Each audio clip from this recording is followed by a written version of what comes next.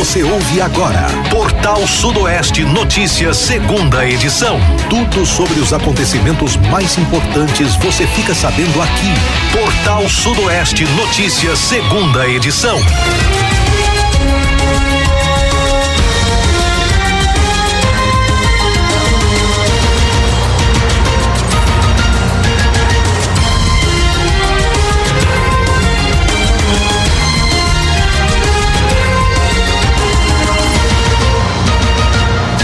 Horas e 3 minutos, 12:03, para você ligado no Portal Sudoeste. Boa tarde, um excelente almoço, quarta-feira, 13 de novembro de 2024. A partir de agora você acompanha o Portal Sudoeste Notícias, segunda edição. Você também participa no nosso telefone, nosso WhatsApp 77-3444-1043 e acompanha ao vivo através do nosso site www.radioportalsudoeste.com.br ou também pelo nosso aplicativo. Portal Sudoeste Notícias, segunda edição. Apresentação do Luiz Brito, Emanuel Fernandes e Luciano Santos. Diga, Emanuel, boa tarde. Boa tarde, Luiz. Boa tarde, Luciano. E a você, amigo ouvinte, você que nos prestigia com o carinho da sua audiência, muito obrigado. Luciano, boa tarde. Boa tarde, Luiz. Boa tarde, Emanuel. Boa tarde a todos os nossos ouvintes. Uma abençoada quarta-feira para todos. Portal Sudoeste Notícias e a previsão do tempo. Segundo informações do Instituto Clima Tempo, Livramento de Nossa Senhora Brumado e boa parte dos municípios da região sudoeste registram nesta quarta-feira sol com aumento de nuvens, possibilidade de pancadas de chuva a qualquer hora. À noite deveremos ter aí noite com temporal. Temperatura mínima de 20, máxima de 27 graus e volume aguardado de 15 milímetros. Você está ouvindo Portal Sudoeste Notícias, segunda edição. Eu confesso que para poder marcar temporal, esperava marcar um volume maior de chuvas. Chove nesse momento em Brumado, Luciano? Não, aqui tem bastante formação de nuvens, o tempo está bastante fechado, a chuva está prometendo, viu? Eu não sei em outras partes aqui de Livramento, né? Está toda a cidade chovendo, mas pelo menos aqui na sede da emissora, né, Emanuel? Isso. Chuva. Graças a Deus, muita chuva forte aqui. Chuva boa nesse momento, né? Então, Luciano vai manter a gente atualizado aí também no decorrer aqui do Portal Sudoeste Notícias, segunda edição, mas vai chover, viu, Luciano? Vai chover, o tempo tá prometendo e vem muita chuva por aí. Tomara, viu? Vamos nessa. Gente, começando aqui com as nossas pautas, a gente vai falar de Barreiras, né? Polícia, vamos falar de ocorrência policial. Olha, a Polícia Rodoviária Federal apreende 34 quilos de maconha escondidos em cilindros de gás natural. Na noite de domingo 10, portanto, policiais da Polícia Rodoviária Federal abordaram um veículo Hyundai Tucson no quilômetro 800 da BR-242 em Barreiras e descobriram drogas escondidas dentro de um cilindro de gás natural veicular, o GNV adulterado. Durante a abordagem de rotina, a equipe verificou que o cilindro, localizado aí no porta-malas do veículo, estava fora dos padrões exigidos pelo Conselho Nacional de Trânsito, CONTRAN. Ao inspecionar o dispositivo, os policiais notaram sinais de modificação recente, incluindo um desnível suspeito que sugeria a existência de um compartimento oculto.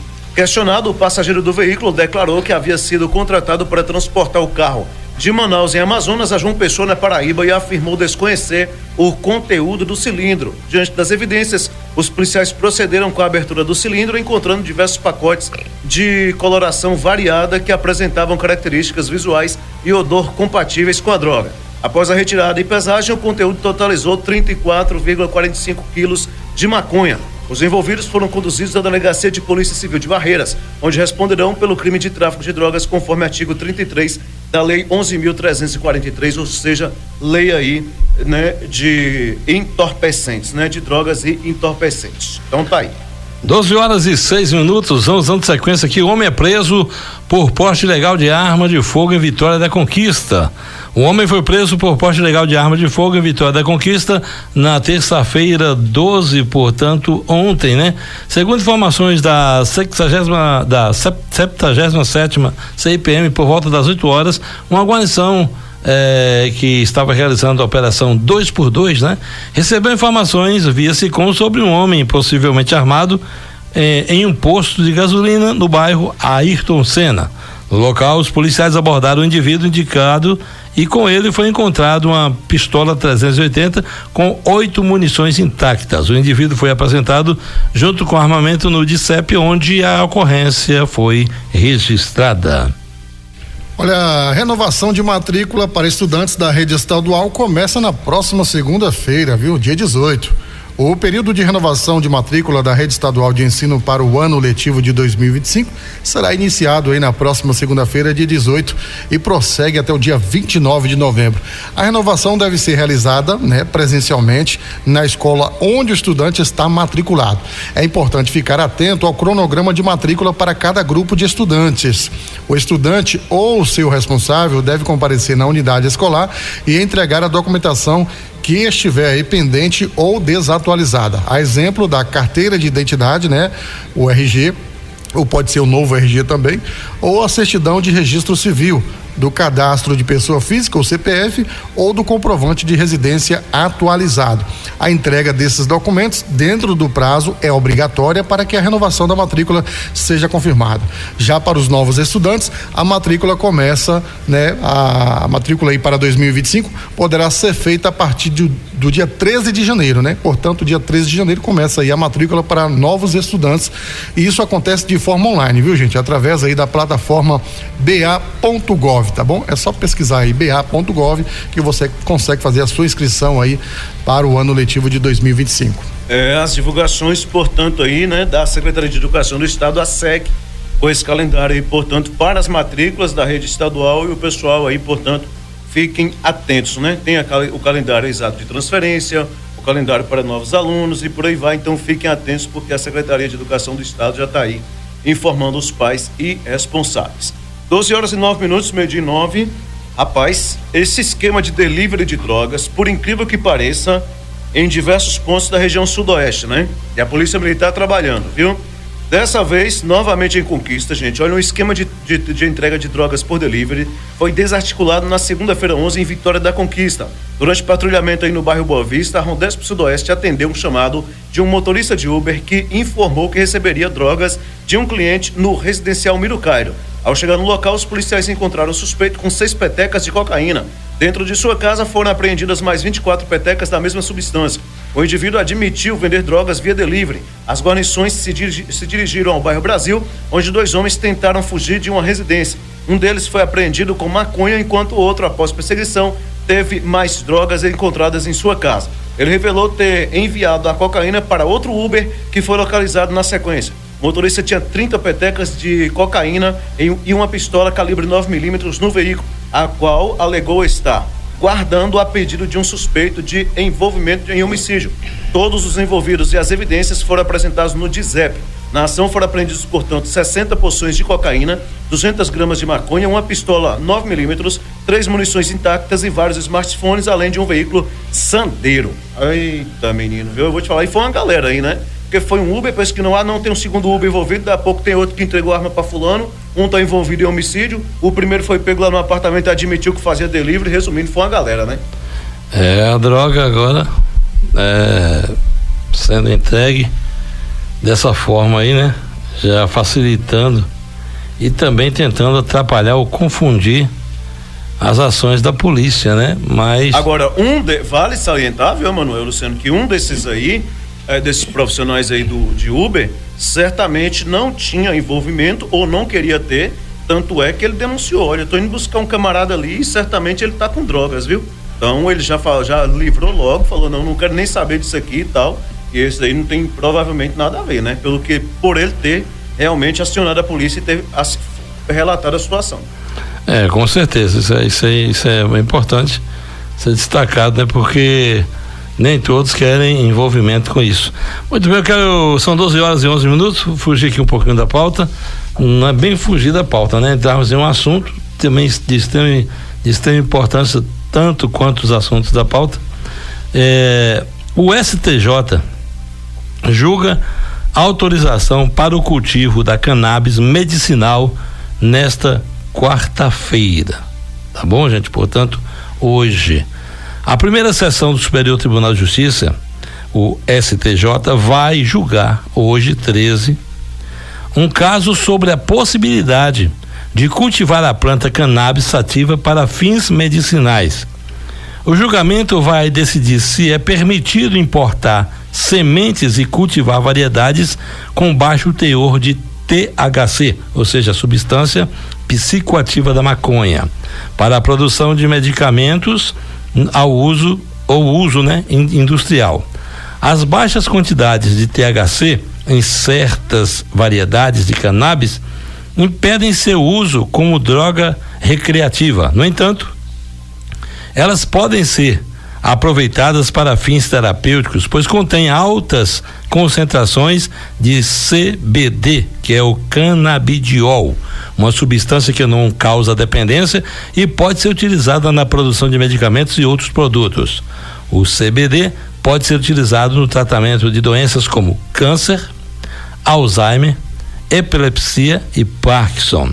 O caso em análise pelo STJ envolve um pedido para importar a variedade da planta conhecida como cânhamo industrial, que é o nome da planta, e a decisão que for tomada será válida para juízes e tribunais em todo o Brasil.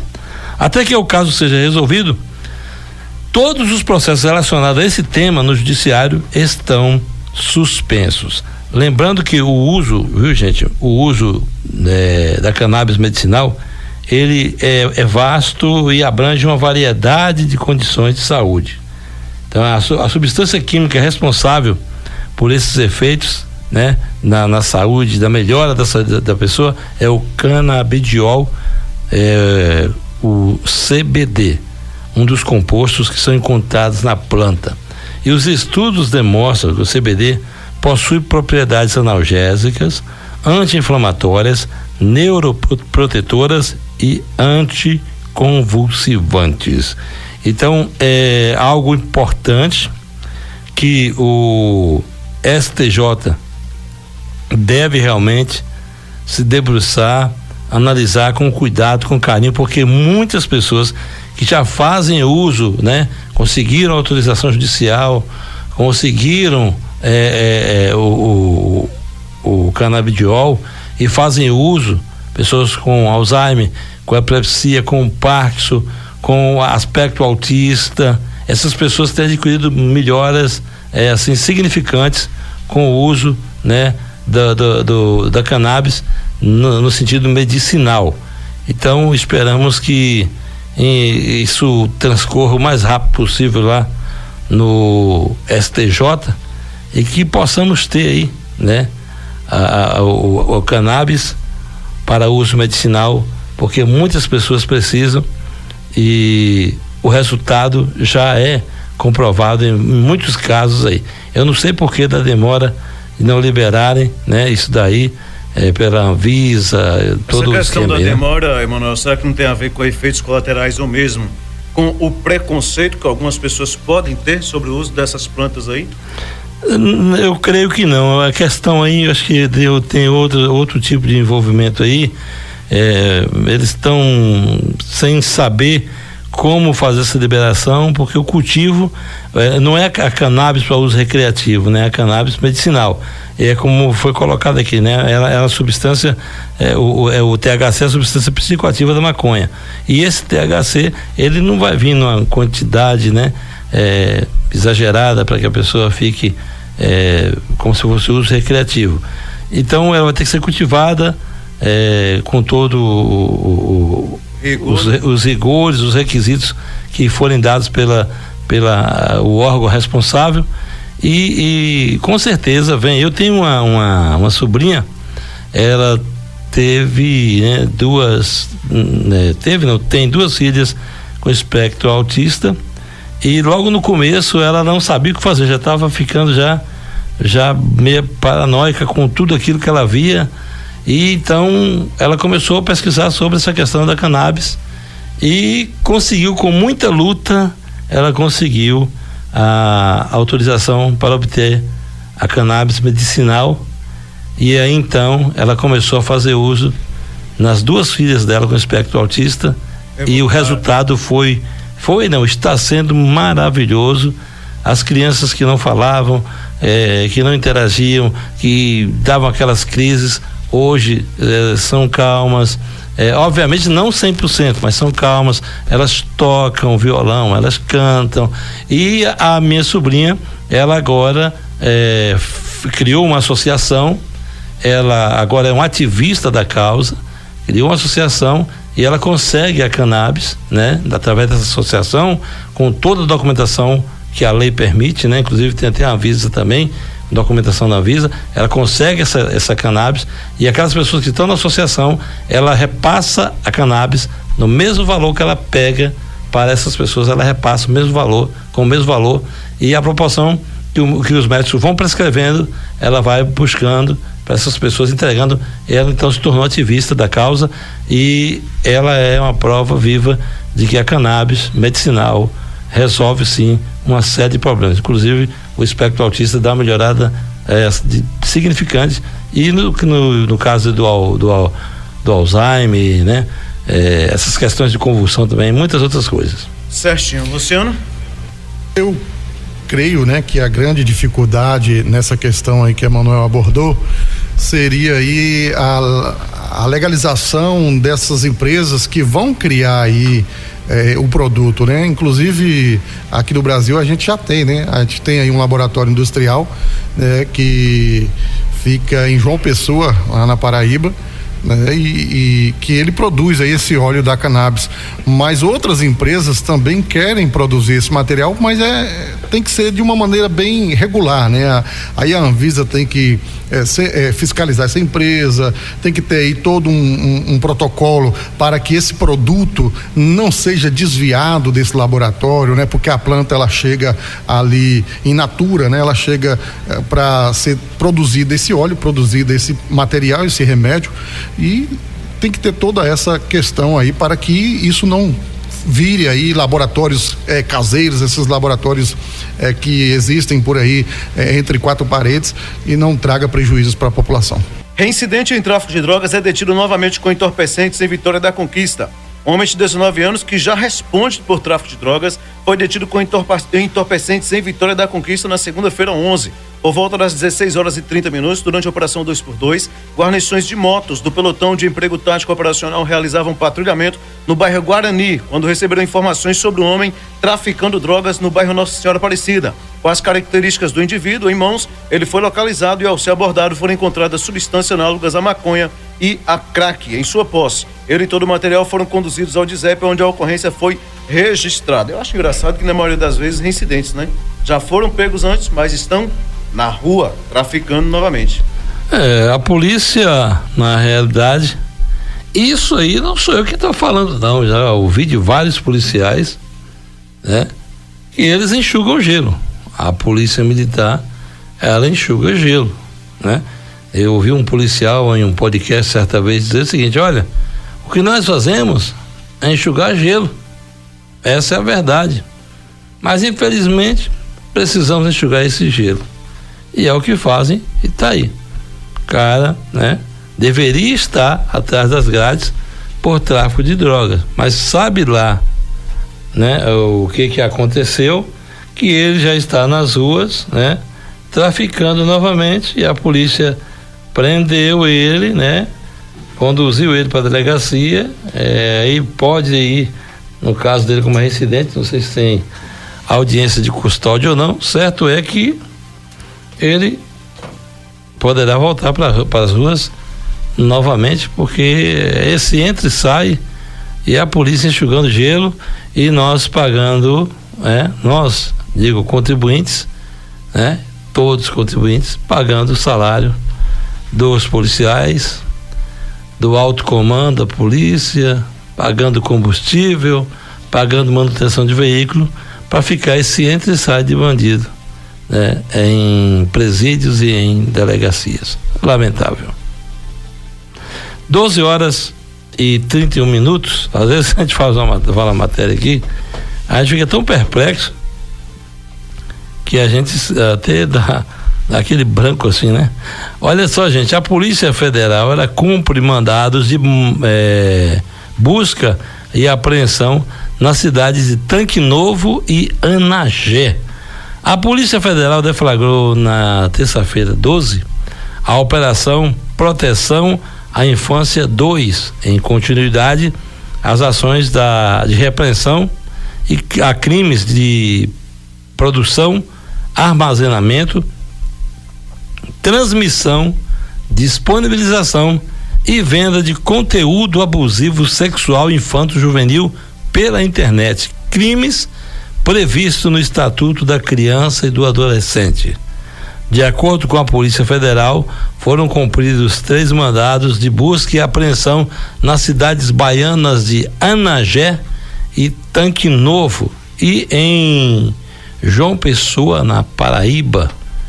Em João Pessoa, houve uma prisão em flagrante por ter sido encontrado material de abuso sexual infanto-juvenil armazenado no aparelho celular do investigado em desfavor de quem se cumpria a medida de busca e apreensão.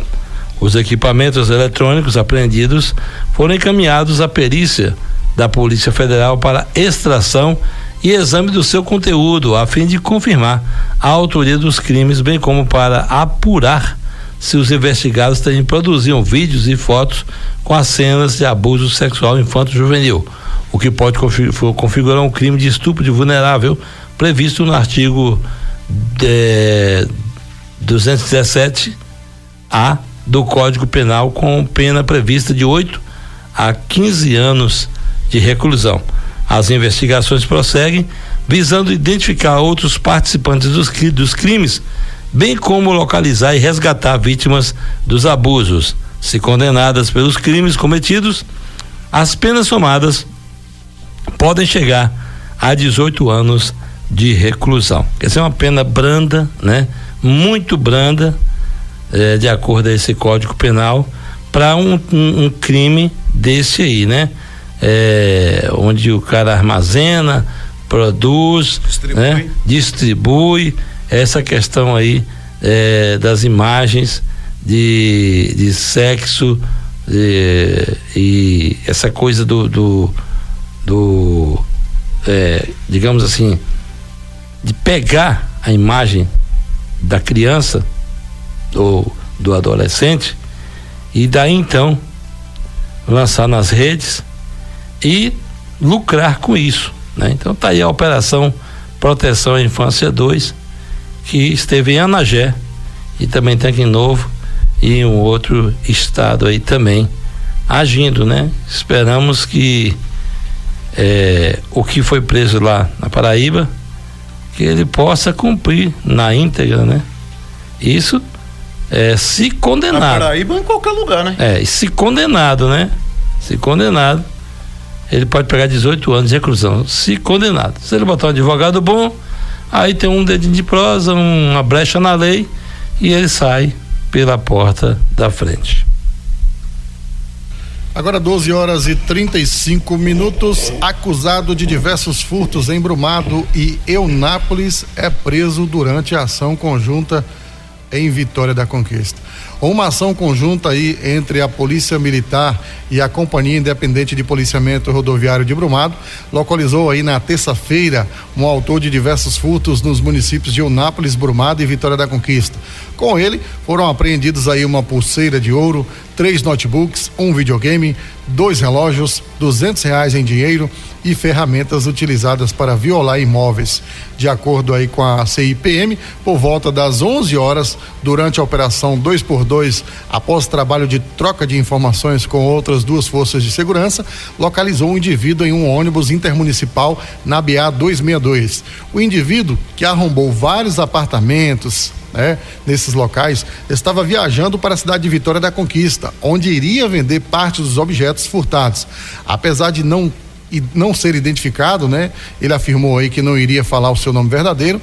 O nacional, que viajava por várias cidades furtando casas e apartamentos, foi apresentado no DIZEP, onde a ocorrência foi registrada. Se deu mal aí, né? O invasor de residências. Eu acho engraçado que ele disse, não vou falar meu nome completo não, verdadeiro não e tal.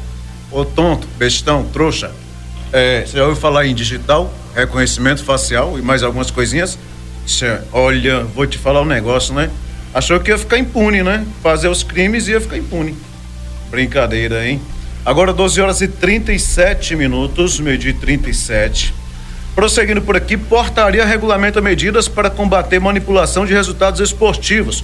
Foi publicada no Diário Oficial da União de terça-feira, 12 de novembro, a portaria número 109 do Ministério do Esporte, que regulamenta medidas de fomento à integridade de resultados esportivos e os mecanismos de monitoramento de competições. A intenção é prevenir e combater a manipulação de resultados em contextos de apostas esportivas. Os textos da portaria é voltado, o texto da portaria é voltado para a relação com empresas autorizadas pelo Ministério da Fazenda e a anuência do Ministério do Esporte para explorar apostas de cota fixa. Segundo o texto, o governo federal poderá receber informações e celebrar parcerias com agentes operadores em torno dos seguintes temas: alterações em políticas, regras, códigos de conduta ou outros mecanismos para garantir a integridade das apostas em eventos esportivos, violação ou suspeita de violação das políticas, regras, códigos de conduta ou outros mecanismos relacionados à integridade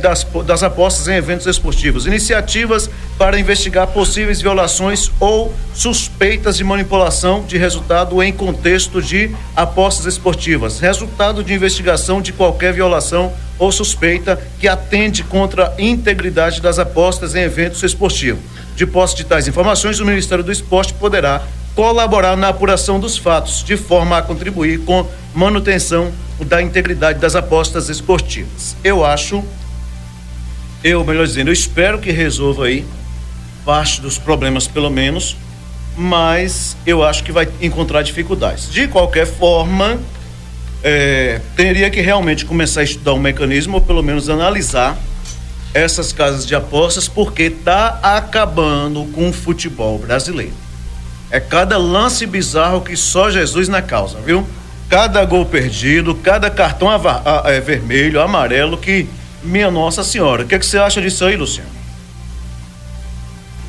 Sem contar na manipulação, né?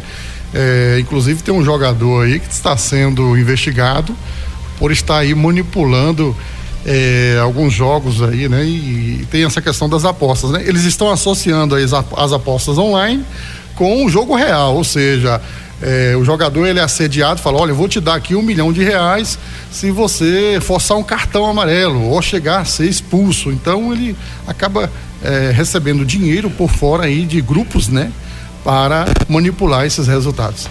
Correto. Vamos aqui ao nosso WhatsApp, né?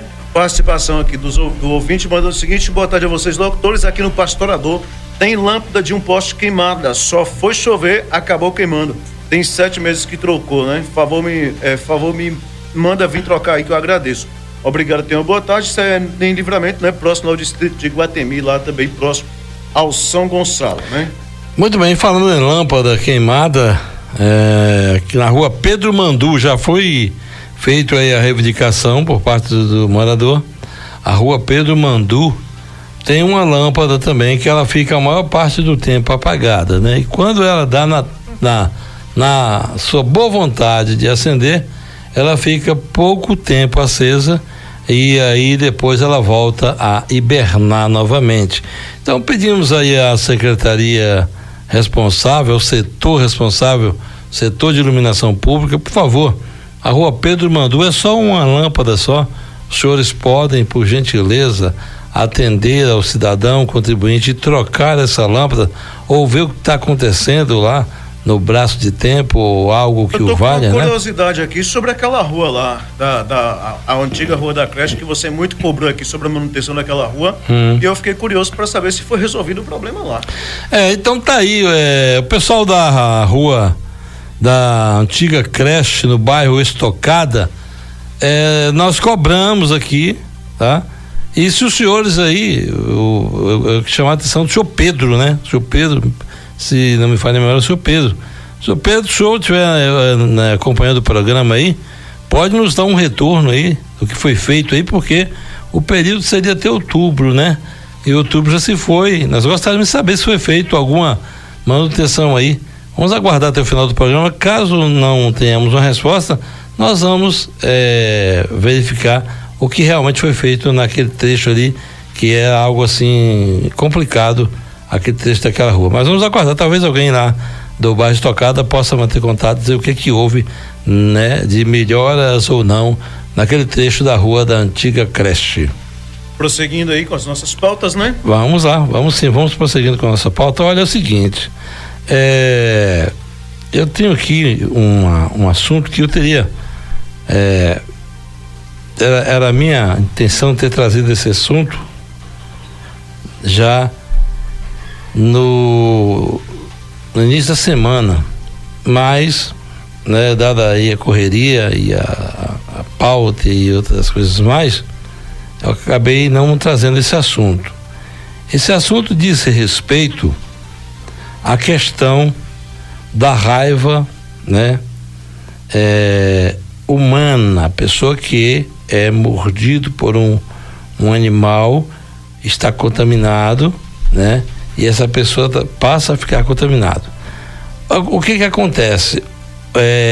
Houve um fato em Tocantins, né? Um homem de 50 anos, ele foi diagnosticado com raiva humana e ele morreu após passar 20 dias internado no Hospital Regional de Gurupi, o HRG, no Tocantins. A morte de Gilmar Sampaio da Silva, ela ocorreu no último domingo 10 e foi confirmada pela Secretaria de Saúde do Tocantins. A confirmação do diagnóstico se deu no dia 30, após o Instituto Pasteur, localizado em São Paulo, confirmar a infecção do paciente pela variante AGV3, transmitida por morcegos. E a morte preocupa as autoridades de saúde e acende um alerta quanto à doença. Muito bem. Olha, antes de eu realmente falar aqui o que eu pretendo falar, só quer dizer para você o seguinte: os sintomas da pessoa que é acometida aí pela raiva, ou seja, por cães, por gatos, por morcegos, né? São sintomas terríveis. A pessoa sofre muito e olha, tem o período de incubação que pode ser de 10, né? 10 dias ou até 2 meses. É algo assim complicado, né? Esse período de incubação, ele vai de 10 dias a 2 meses. E tem um detalhe: em crianças o tempo é menor, e em humanos os sintomas da raiva são um pouco diferentes. Isso assemelha aí quase a uma gripe, como fraqueza, mal-estar, dor na garganta, febre, dor de cabeça.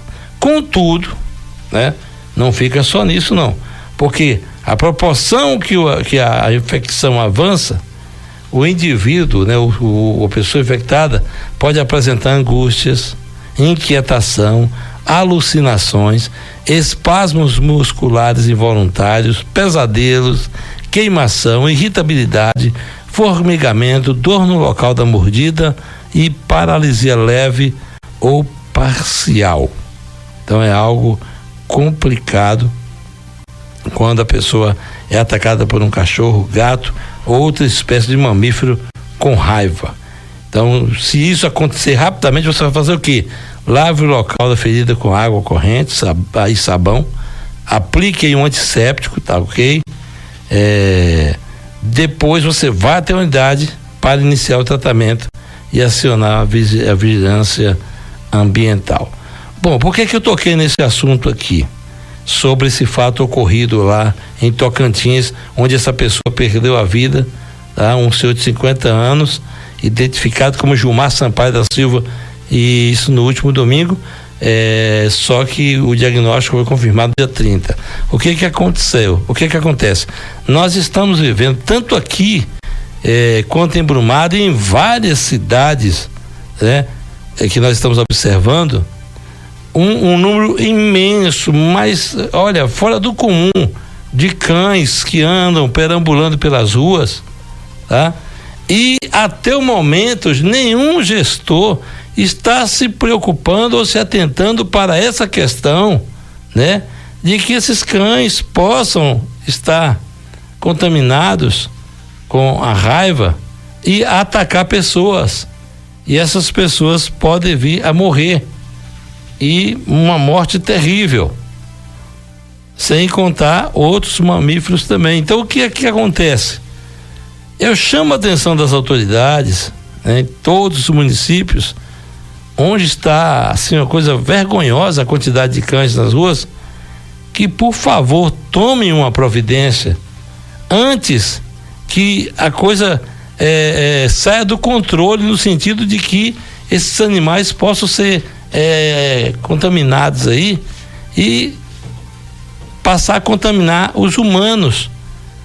Então nós temos um caso ou outro, como esse caso em Tocantins, né? Que a pessoa morreu após 20 dias de ser infectado. E olha a situação que ele passou, né? Muitas coisas terríveis. E eu não estou entendendo por que até agora, né? Os gestores não estão providenciando canil municipal, não estão providenciando da ajuda devida às ONGs para poder cuidar desses animais, vacinar esses animais, castrar esses animais. Eu não estou entendendo o porquê. Parece que estão esperando que a coisa fuja do controle para daí então tentar pedir ajuda para o governo estadual, federal, pro Papa, pro Batman, pro Hobby, pro Super-Homem, para poder tentar resolver.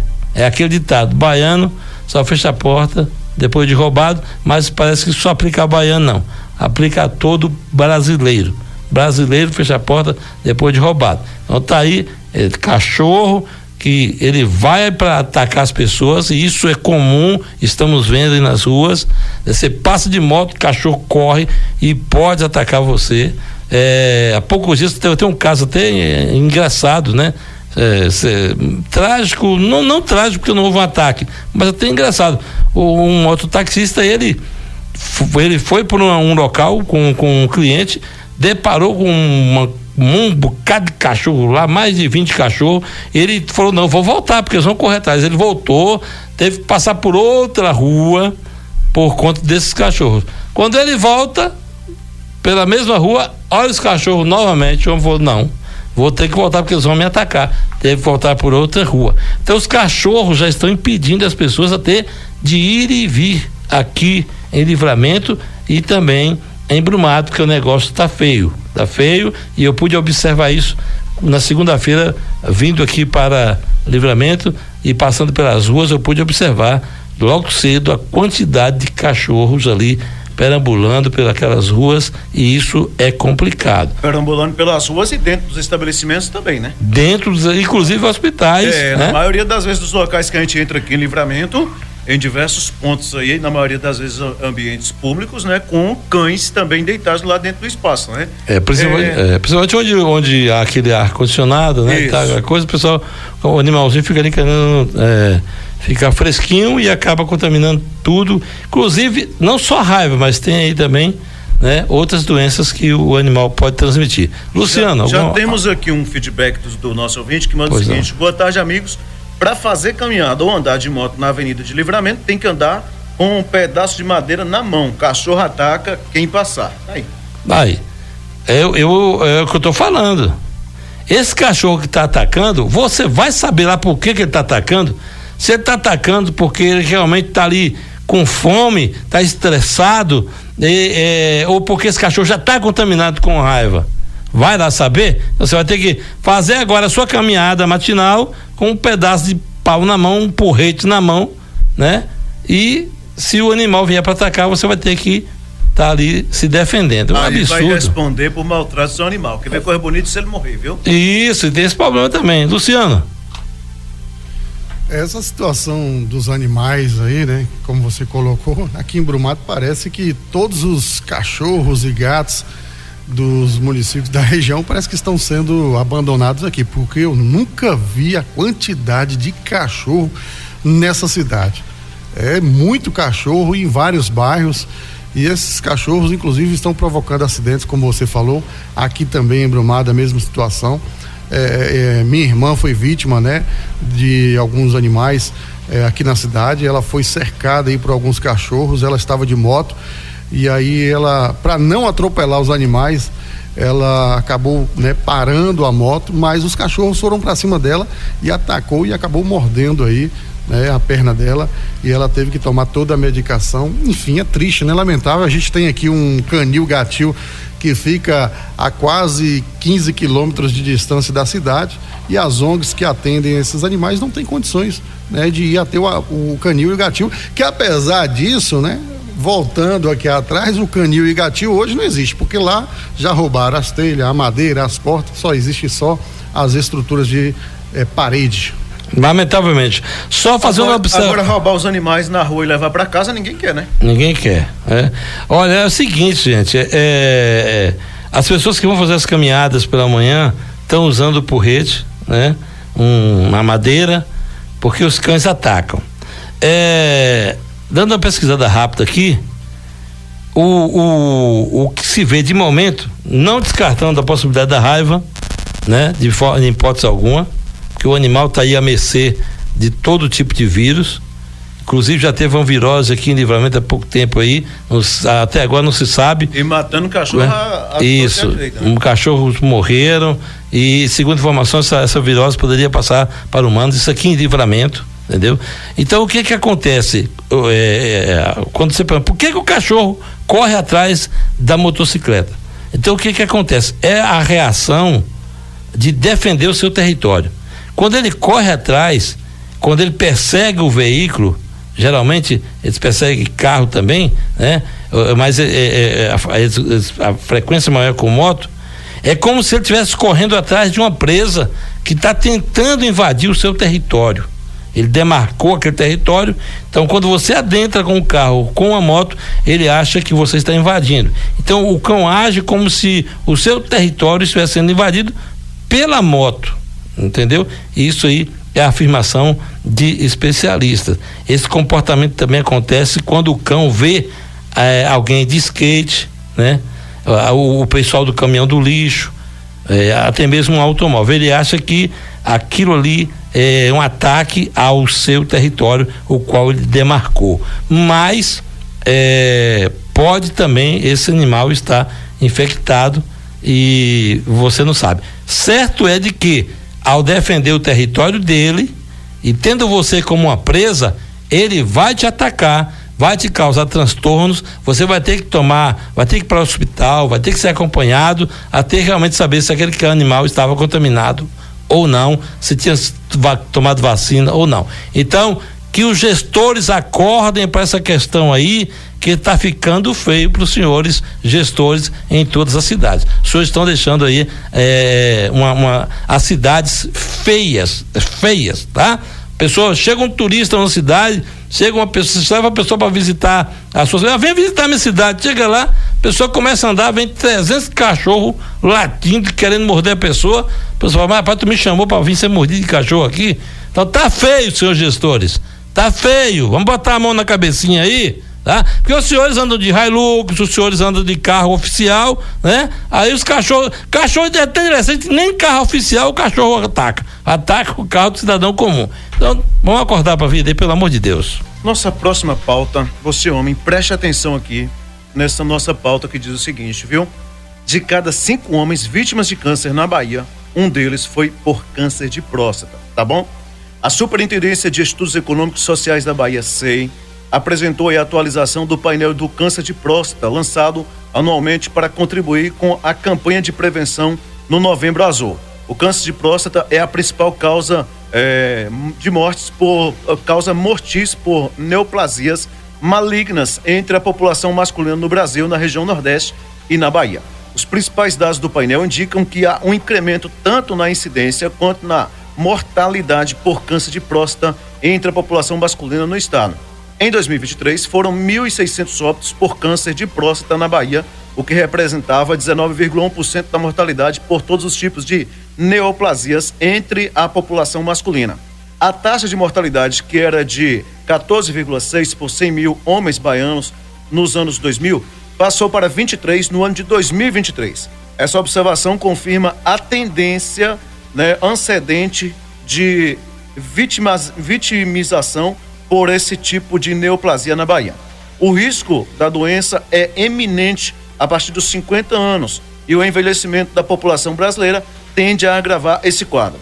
De acordo com o Instituto Nacional de Câncer, o INCA, Ministério da Saúde, além da idade, outros fatores de risco podem ser apontados: histórico familiar, obesidade e exposição a animais, a minas aromáticas, né? No caso aí, tipo de produto químico, né? Encontrado aí principalmente na fabricação aí de corantes e os pigmentos, ainda arsênios e produtos de petróleo. Este último fator de risco está relacionado a determinadas atividades profissionais. Então tá aí, se atente para esse detalhe, porque a cada 5 homens, portanto, que faleceram em vítima de câncer na Bahia, um deles foi por câncer de próstata. É isso aí, gente, vamos ficar atento, né? E fazer, né? O exame da próstata, né? E você pode detectar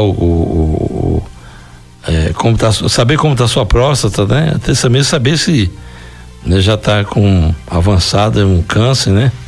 Você tem o PSA, né? Que é o exame de sangue, o exame de toque retal, você tem a ultrassom, tem também a medição do jato de urina, tá? Então, são os exames que você pode fazer e para poder saber como está a sua próstata, né? Se precisa de algum tratamento, se está tudo ok. Então não deixe para amanhã não, tá? Faça hoje mesmo, tá ok? São 13h14. Vamos dando sequência aqui e vamos falar agora de algo bom, né, para o nosso país. O Brasil recupera o certificado de país livre do sarampo. Olha só que bom. O Brasil está livre do sarampo novamente. Em junho, o país completou 2 anos sem casos com transmissão em território nacional. E na terça-feira, 12, portanto, ontem, a Organização Pan-Americana de Saúde entregou ao Ministério da Saúde a certificação de eliminação do sarampo, rubéola e também síndrome da rubéola congênita, SRC. O país foi classificado como zona livre da doença em 2016. No entanto, perdeu o certificado em 2019 após surtos da doença. Entre fevereiro de 2018 e fevereiro de 2019, foram registrados 10.374 casos. O pico foi atingido em julho de 2018 com 3.950 casos. O último caso foi confirmado em 5 de junho de 2022 no Amapá. Todos os registros da doença foram de indivíduos que vieram do exterior. Abre aspas. Desde lá, a vigilância se intensificou. A cobertura vacinal aumentou e conseguimos a recertificação, né? Recertificação e avançamos em todos os processos, principalmente nas coberturas vacinais, fecha aspas, explica aí o infectologista Renato Kiffouri, presidente da Câmara Técnica do Brasil de Verificação da Eliminação do Sarampo. O sarampo é uma doença extremamente contagiosa e grave que pode ser evitada por vacina. Estima-se que uma pessoa infectada pode contaminar outras 12 ou 18 pessoas. A transmissão ocorre por meio das secreções do nariz e da boca expelida ao tossir, respirar ou falar. Abre aspas. Se conseguirmos manter a população vacinada, nos manteremos livres do sarampo, fecha aspas, afirma Kiffouri. A vacina que protege contra o sarampo é a tríplice viral, que também imuniza contra rubéola e cachumba, e está disponível na rede pública para todas as pessoas de 12 meses a 59 anos. Então, notícia boa, o Brasil está agora aí com o certificado de um país livre do sarampo. Então, mantenha a vigilância, tá? E vacine-se, tá ok? Porque essa vacina, a tríplice viral, está disponível na rede pública para pessoas de 12 meses a 59 anos. Olha, a Polícia Militar intensifica ações durante aí a 35ª Operação Força Total nesta quarta-feira em todo o estado. A Polícia Militar da Bahia realiza nesta quarta-feira, dia 13, mais uma edição da Operação Força Total, uma ação estratégica, né, que reforça aí o compromisso da corporação com a segurança pública e a proteção da sociedade. Para intensificar aí o combate à criminalidade, a operação mobiliza todas as unidades da PMBA, garantindo aí uma representação, né, e uma presença maciça ainda mais forte nas ruas. A cada nova edição, a operação tem demonstrado aí a eficácia de suas ações com resultados expressivos no enfrentamento ao crime, como a apreensão de armas, recuperação de veículos roubados e a prisão de criminosos. Além disso, a PMBA tem aí se destacado na localização de foragidos e na prevenção de crimes com ações planejadas e coordenadas para desarticular organizações criminosas. A PM indicou ainda, né, que o sucesso da Operação Força Total é fruto do empenho aí coletivo de toda a tropa que com dedicação e profissionalismo trabalha para garantir uma segurança de qualidade à população baiana. Nesta 35ª edição, os policiais estarão ainda mais engajados no esforço de proporcionar tranquilidade e confiança para todos, reforçando a presença da PM em cada comunidade. E isso já é perceptível porque hoje pela manhã eu acompanhei aí já foi abordado várias viaturas na cidade de Brumado. Você foi abordado? Não, presenciei diversas. Mas se for também, não se preocupa com isso, não, né, Luciano? Não tenho medo de ser abordado. Quem tem medo de ser abordado por polícia é bandido, a gente não tem. Inclusive, Luiz e Emanuel, eu fico muito feliz quando eu sou abordado numa rodovia, no posto rodoviário, ou até mesmo numa blitz, porque isso eu sinto, né, que a segurança pública ela está em ação. Né? Então isso é muito interessante. Tem gente que fica, eu vou ser abordado, que vexame, outros ficam avisando, né? Tá tendo blitz em tal lugar, ali assim assado. Lembrando isso. Que é crime, né? No caso aí da abordagem, nós brincamos aqui, gente, com o Luciano, nosso colega, mas só para descontrair mesmo. Mas é importante a abordagem, tá? Quando o policial for te abordar, obedeça ali, se identifique, tá? Porque está fazendo o bem para a sociedade, né? Naquela abordagem ali, ele vai conferir que você é um cidadão de bem, tá trafegando, tranquilo, tudo ok. Mas pode também haver aquele indivíduo que está com um ilícito ou até mesmo sequestrando alguém, e aí a polícia já vai agir, tá bom? Então vamos ficar atentos aí. Trazendo aqui participação do nosso amigo Beto, né? Que no Portal Sudoeste Notícias, segunda edição, vamos acompanhar. Boa tarde, amigos da bancada 104.3 Portal FM e meus colegas ouvintes. Sobre a reportagem que estava falando aí em relação ao exame de próstata, certa vez eu queria fazer só um tipo de exame, por ser mais fácil, mais barato, né? Só o PSA. Mas o urologista me explicou que eu tinha que fazer todos os três: o de toque, o PSA e o de imagem, que é a ultrassonografia, não é isso?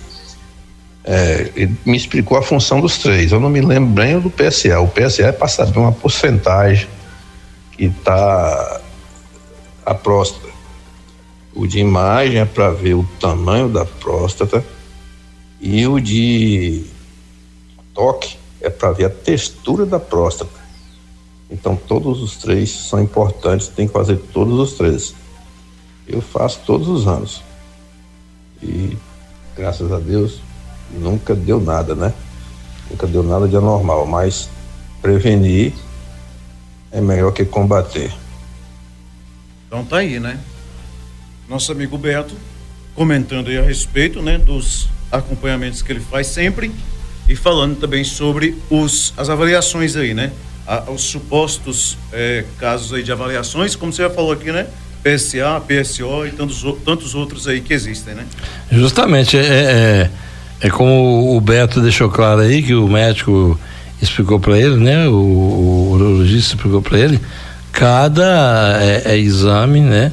Tem lá a sua respectiva função, né? Vai dizer para o médico alguma coisa, o PSA vai dizer para o médico alguma coisa relacionada à próstata, a ultrassom também e o toque retal. Então esses 3 aí são essenciais e devem ser feitos. Não adianta você querer fazer um e não fazer o outro, de forma nenhuma.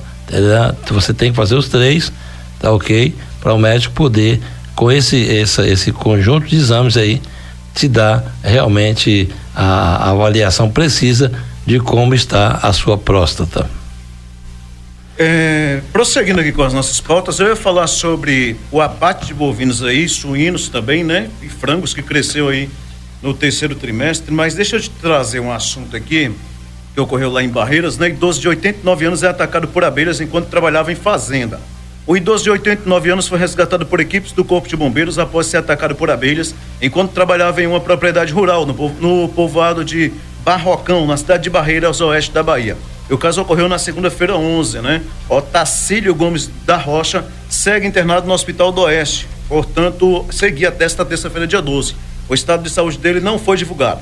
Outros 2 homens tentaram ajudar o idoso e foram alvos das abelhas. Eles conseguiram fugir, mas um deles, identificado como Wellington, né? Portanto, Gomes de Souza, também precisou ser levado para o Hospital do Oeste. O resgate de Otacílio Gomes foi feito por equipes do 17º Batalhão de Bombeiros Militar, que usaram roupas especiais para o manejo de abelhas. O Corpo de Bombeiros recomenda que, caso alguém veja uma pessoa sendo atacada por abelhas, se afastem da situação e acionem imediatamente aí a corporação. Então tá aí esse caso ocorrido lá no oeste da Bahia. Agora, 89 anos ainda trabalhando. Tá forte, né? Tá bem, né? Uhum. Com certeza. E olha, a preocupação com essa questão do enxame ou a colmeia de abelhas não é em vão, tá bom? Você deve se preocupar ao ver um enxame ou colmeia de abelhas, você deve se preocupar sim, já que em caso aí de ataque desses insetos, isso dependendo da quantidade de picadas que você levar, você pode até morrer, né? Porque às vezes você pode ter algum processo alérgico a essas picadas. E a primeira orientação que geralmente o Corpo de Bombeiro passa para você, né? É que você deve, ao ver realmente um enxame ou alguma colmeia, né? Você deve manter distância, é a recomendação, a orientação dos bombeiros, manter a distância, tá, do local desse enxame de abelha ou colmeia, tá?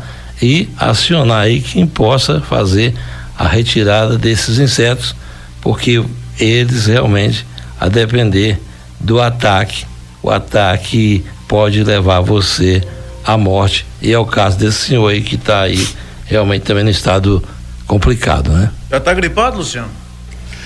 O ar-condicionado aqui tá tinindo, rapaz. Eu pensei que foi abelha. Eu vi, falei, ué, será que tá espirrando? Eu não pensei que tava eu testando o microfone, a abelha, né? Lá, eu falei, uma abelha fazendo alguma coisa. Ô Luiz e Emanuel, antes da gente encerrar, eu só queria trazer um recadinho aqui que a Embasa acabou enviando aqui para a imprensa, né? A empresa baiana de águas e saneamento informou aí que o rompimento de uma adutora nesta terça-feira, dia 12, provocou a suspensão temporária do abastecimento de água em diversos bairros de Brumado e áreas rurais da região, além do município vizinho de Malhada de Pedras. Em Brumado foram afetados aí os bairros São Jorge, Esmeralda, São Félix, Malhada Branca e Irmanduz, bem como as localidades rurais de Pompeia, Pebas, Volta do Rio, Covas de Mandioca, Cachoeira, Tocaçu, Queimada Grande, Arrastapé, Fazenda Nova, Lapinha, Boa Vista, Lagoa do Julião. A interrupção também atinge o distrito de Vila Presidente Vargas, o presídio e também a sede em áreas rurais de Malhada de Pedras. A Embasa informou que após o reparo da adutora, o fornecimento de água será retomado. A normalização completa, no entanto, pode levar até 48 horas. Eita, papai, isso aí, né? Acontece. 1h32, 1h32, pessoal, estamos finalizando por hoje, Portal Sudoeste Notícias, segunda edição. Emanuel, Luciano, boa tarde para vocês. Boa tarde, Luiz, boa tarde, Luciano, e a você, meu querido ouvinte, muito obrigado pelo carinho da audiência. Amanhã você tem um encontro marcado aqui conosco e nós vamos manter você muito bem informado. Boa tarde, Emanuel, boa tarde, Luiz, boa tarde a todos os nossos ouvintes, e amanhã a gente retorna às 7 da manhã no primeira edição e também no segunda edição ao meio-dia. Pessoal, muito obrigado pela companhia, sintonia e audiência. Na sequência você fica com o Lucas Guarnieri, anfitrião, tá vindo aí, Coquetel Radical, coquetel de músicas no seu rádio. Você ouviu Portal Sudoeste Notícias, segunda edição.